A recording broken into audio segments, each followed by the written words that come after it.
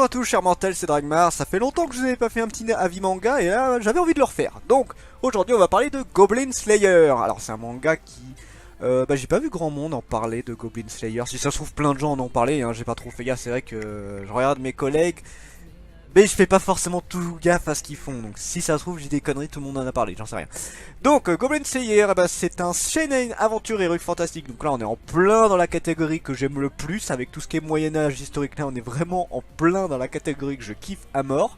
Ça a été fait par Kagyu Kumo, donc c'est son seul manga, après il a fait le roman, il a fait l'animé. Kurose Kosuke, qui pareil apparemment a fait, c'est le seul, les seuls mangas où il a fait les dessins.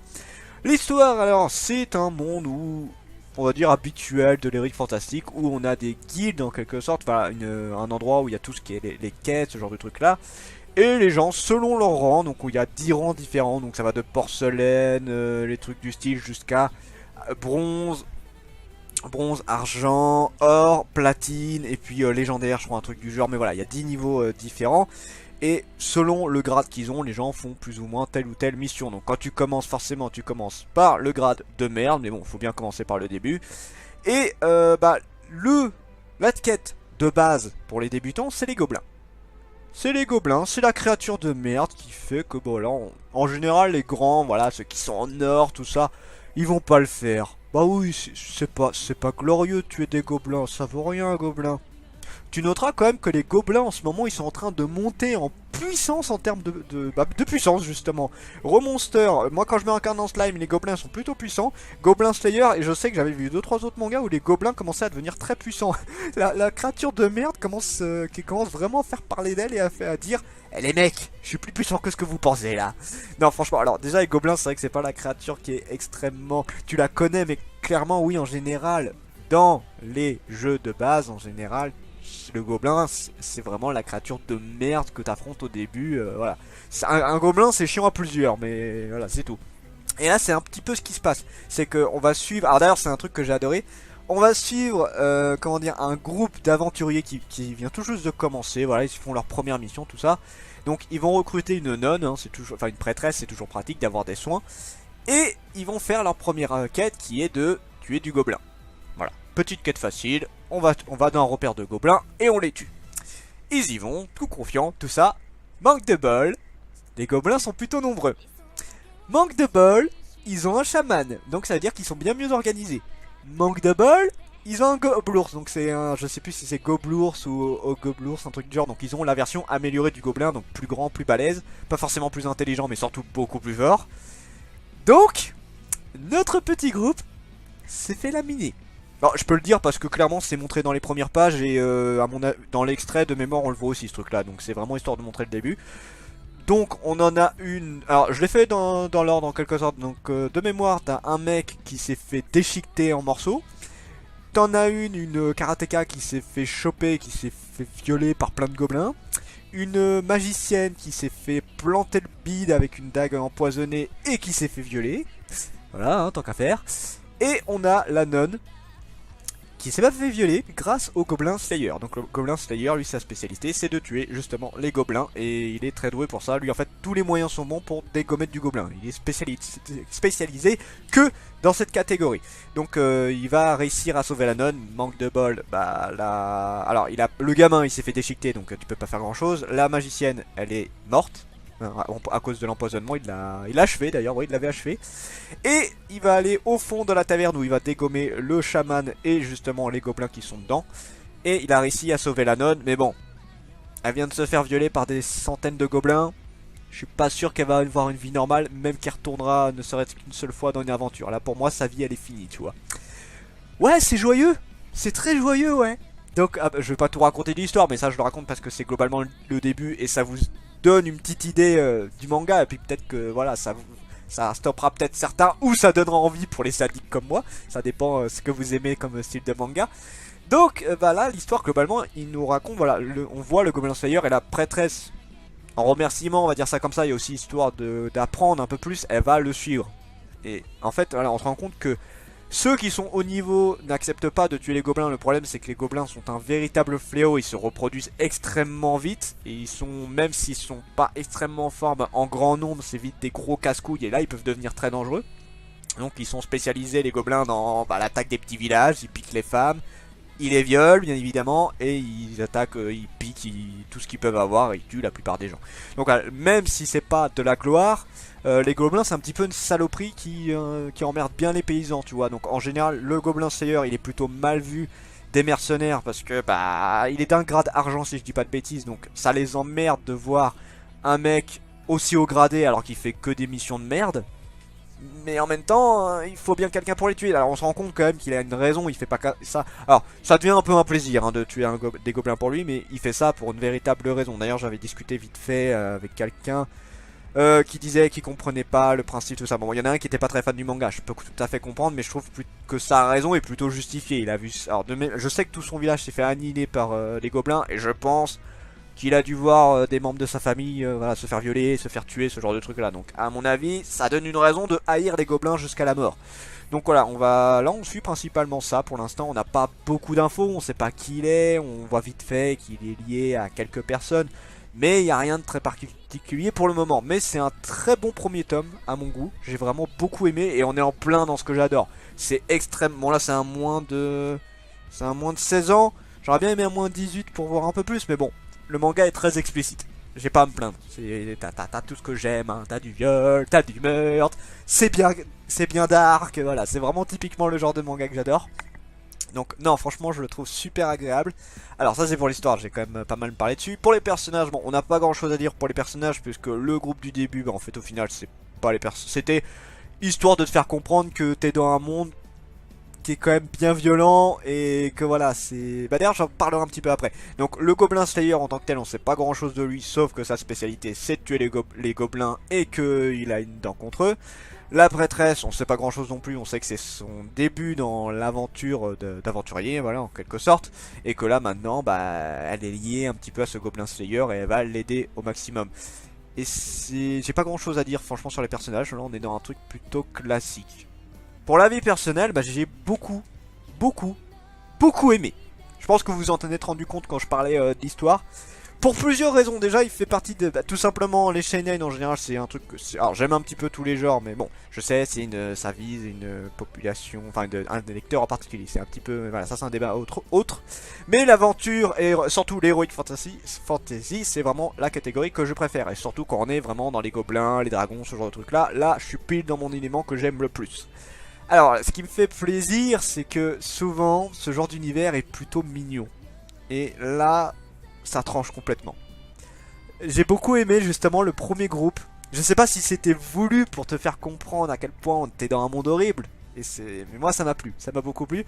Puisque tu vois des aventuriers, voilà, tout contents, ils commencent l'aventure, tout ça. Et en général, quand t'es dans des mangas avec le même style, voilà, tu vois tous les bons côtés, l'amitié, la gloire, ce genre de trucs là. Mais on oublie un petit peu tous les groupes qui n'arrivent pas à arriver à cet échelon de gloire, tout ça. Tu vois pas tous les petits groupes qui se foirent et qui en payent le prix, qui payent la mort. Et ça j'adore comment le manga t'arrache l'espoir de ce groupe. Oui, je suis très sadique sur ce genre de truc là, mais là c'était... j'ai adoré, c'était trop bon. Je crois que je dois être un des rares mecs à kiffer voir ce genre de truc là. Là il y avait du viol, t'avais du carnage, mais j'étais en kiff total sur la scène. Mais bon. Et voilà, c'est un petit peu particulier. Donc non, franchement, j'ai beaucoup aimé le manga en tant que tel. Pour le premier tome, j'ai beaucoup apprécié. Après, les personnages, on sait pas grand chose. Mais si on a un côté mystère et que ça arrive à un côté qui devient où on découvre plus de trucs sur lui, je pense que ça peut donner... Le côté mystère qu'il y a sur le personnage est plutôt bien foutu. Et le personnage est vachement dark, je le trouve vraiment classe. Alors, pour la note de potentiel, alors pour l'histoire en tant que telle, j'ai mis un... Alors je vous avoue que les notes, à chaque fois, j'ai du mal à noter, je sais vraiment pas comment mettre. J'ai mis un 15, mais j'aurais peut-être pu m'y mettre un peu moins, parce que... Bon, l'histoire est plutôt classique, hein. Là, en fait, ce que j'aime bien, c'est que ça change la vision qu'on a d'habitude. Voilà, on voit vraiment tout le côté gloire. Là, on voit un petit peu le côté merdique des aventuriers, parce que, ouais, on voit en général, on voit ceux qui vont dans des aventures épiques. Mais voilà, comme je l'ai dit, on voit pas les petits groupes qui se foirent, qui meurent, parce qu'on sait qu'il y a des morts hein, dans ce genre de groupe, mais on les voit très rarement en général. On voit pas ceux qui sont obligés de se taper les boulots de merde parce que les autres héros ils sont trop prétentieux pour faire ça. On voit, en fait là le manga nous montre un petit peu tout le côté malsain du côté aventurier, c'est plutôt pas mal, j'ai bien aimé, franchement j'ai beaucoup aimé. En termes de personnages, bon, j'ai mis 14, mais encore une fois, j'aurais même pu mettre un 12. Parce que les personnages, pour l'instant, il n'y a pas grand chose à dire dessus. Donc, le Goblin Slayer a son histoire, il est plutôt intéressant, mais il n'y a pas grand chose à dire dessus.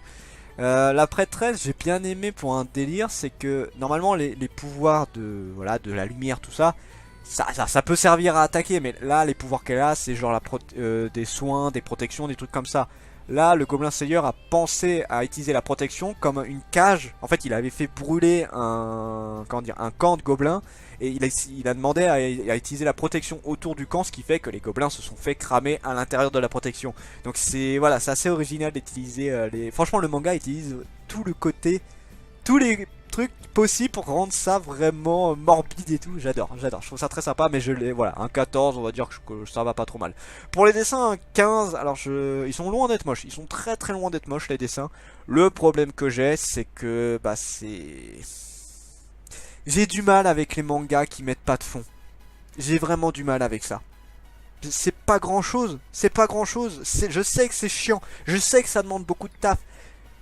Mais c'est important pour moi. Tu peux pas laisser tout le temps des blancs, tout ça. Et en plus, encore, à un moment, t'as une excuse. Quand ils sont dans la grotte, bon, je peux comprendre que t'aies pas vraiment envie de dessiner la grotte et tout. Bah, à la limite, c'est simple. Toi, tu dessines un peu de cailloux, tout ça. Dans la grotte, ça passe. Mais quand t'es en extérieur, quand t'es dans la forêt, ce genre de truc-là, en général, t'as besoin d'avoir de quelque chose derrière. Et là, le manga te montre pas grand-chose. Par contre, les dessins des personnages et le Goblin Slayer, l'armure et tout, je la trouve très bien faite. Et même à un moment où il l'a fait d'une version dark, là, il a dû se tuer le mec au dessin parce que c'était super beau ce qu'il a fait. Dans l'ensemble, c'est plutôt bien dessiné et je laisse quand même un 15. Mais voilà, ça me fait toujours chier d'avoir des blancs sur les fonds. Ensuite, jusqu'où le manga peut aller? Alors là, je mets un 18, mais bon, là, c'est clairement pas subjectif. Enfin, c'est très subjectif. C'est parce que je suis gros. J'ai vraiment kiffé ce manga. Donc voilà, je mets un 18. Pas parce que je pense que le manga peut bien avancer, parce que je veux que le manga avance bien. J'aimerais bien que le manga avance bien. Pareil, on m'a dit que le manga avançait très bien. J'espère. Je l'espère fortement. Je veux qu'il avance bien, parce que je trouve super intéressant. Et ça fait longtemps que j'avais pas vu un manga qui te montrait autant de noirceur. Parce que effectivement, tu me diras, j'ai lu Berserk, qui est aussi dans le côté noirceur. Mais c'est pas le même côté, j'ai pas vu ce côté-là. Je sais que Berserk, ça va beaucoup évoluer à ce niveau-là. Mais là, ça fait longtemps que j'avais pas vu un manga comme ça où vraiment quand je le lis je me suis dit ah putain ça y est enfin on a voilà, du morbide, enfin on a de la noirceur, ça fait du bien de temps en temps. C'est bien hein, des mangas où c'est vraiment t'as la lumière, t'as le côté gentil tout ça, mais de temps en temps c'est bien aussi de montrer ce petit côté malsain du monde on va dire, puisque le monde est aussi malsain que bon, on a plus de malsain que de bon je trouve dans ce monde. Mais voilà, c'est un manga franchement que j'ai beaucoup aimé et ça fait un 15,5. Voilà. Je pense que vous avez compris que j'ai beaucoup aimé ce manga. Donc voilà, c'est pour vous donner un petit mot de la fin. C'est conseillé pour les gens qui sont un petit peu sadiques comme moi. Ouais. Ouais, je pense qu'un petit peu, ouais. Non, après, si vous aimez bien tout ce qui est héroïque fantastique, ou que vous avez un petit peu de changé, que vous aimez bien ce style, mais que vous avez un style, vous voulez un style un petit peu différent, je pense que ça peut être pas mal. Après, par curiosité, je vous donnerai le même avis que d'habitude. Regardez soit l'extrait qui est gratuit d'ailleurs, soit les scans.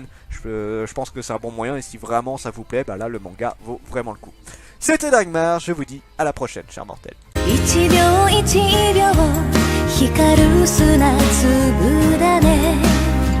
一粒もこぼせない忘れない J'arrive à faire tomber des papiers moi à chaque fois, je jure. Ça fait comme la dernière fois. Bon bah allez, je refais. Ouais, c'est très drôle pour moi, je fais que j'en fais pas tomber. C'est très drôle pour moi parce que moi je suis juste le bourreau et vous êtes là stressé. C'est bien le Hunger Game. Moi j'aime bien. Allez, le premier du jour, qui est-ce qui va mourir? Donc sachant qu'il y en a 8 qui doivent mourir aujourd'hui. Donc le premier, nous avons Brice Freemy. J'écris super mal, c'est atroce, mais moi j'arrive plus à me relire. Donc Brice, désolé, tu es éliminé. Premier éliminé. Alors, le deuxième du jour, nous avons